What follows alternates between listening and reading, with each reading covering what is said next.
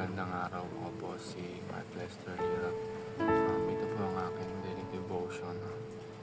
The Trinity in Church na tinalakay po ni Pastor Russell Ocampo sa 365 ang daily devotion. Bible verse po ngayong araw ay galing sa Ephesians chapter 18. Ephesians chapter 2 verse 18 to 19. Sabi po dito, for through Him, we both have access to the Father by one Spirit. Consequently, you are no longer foreigners and strangers, but fellow citizens with God's people, also members of His household.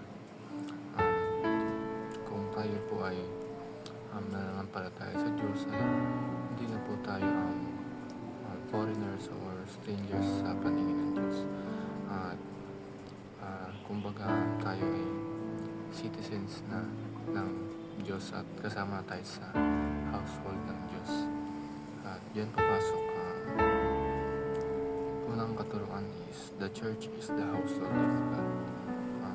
Ang gusto ng Diyos ay mapabilang ang buong mundo o masakop niya ang buong mundo sa bilang maging household niya. At ang church ay isang instrumento o isang household ng Diyos, at ang mga nandito o mga disipulo ng Diyos ay nagpapakalat ng magandang balita o salita ng Diyos upang sila din ay maligtas. At gusto din ng Diyos na hindi lang ang nasa church ang maligtas, kundi ang iba rin niyang mga anak. Kaya tayong mga tagasunod niya, tayong mga Kristiyano, tayo ay nagdadala ng magandang balita upang malaman ng ibang kapatid natin o anak ng Diyos na makasalanan na sila rin ay maliligtas, at kung sila ay naniniwala at tatanggapin at susunod sa mga utos ng Diyos. Second teaching is the church is the new temple in Christ. Ang original na temple talaga ay si Christ sa New Testament. At kung gusto natin na pumunta sa Diyos Ama ay dadaan tayo sa templo, at ang templong ito ay si Jesus. Nanahan ang fullness ng Diyos sa katawan ni Kristo. Ibig sabihin ay nanahan din ang Diyos Ama sa katawan ni Kristo, at si Kristo naman ay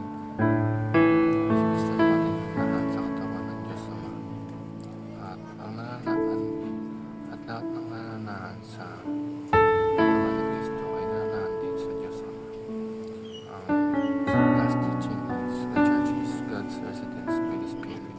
Ang ibig sabihin ay kung tayo ay nananampalataya sa Kristo, kay Kristo, nananahan din sa atin, sa katawan natin ang Diyos Ama.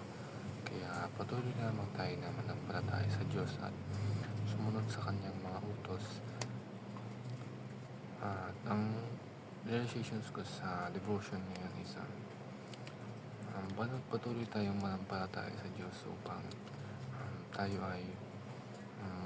ay maramdaman natin ang presensya ng Diyos Ama sa ating mga buhay, at tayo ay malayo sa kapahamakan, at magdala naman tayo ng magandang balita o share natin ang magandang balita sa ibang tao. Alam.